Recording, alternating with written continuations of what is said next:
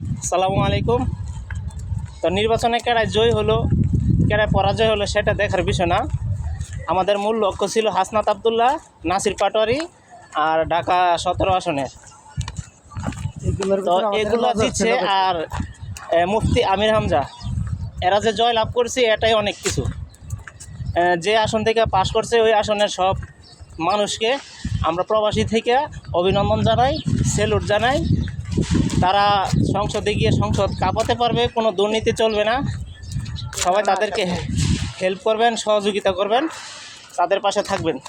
ইনশাল্লাহ বাংলাদেশে একটি নতুন কিছু আকর্ষণ হতে যাচ্ছে এই কয়েকজনের মাধ্যমে। তো ভালো থাকবেন। আমাদের খুবই ভালো লাগতেছে এই কয়েকটা আসন পাস করার পর থেকে। আসলে আমরা খুবই খুশি। সবাই ভালো থাকবেন। প্রবাসীর পক্ষ থেকে সালাম। আসসালামু আলাইকুম।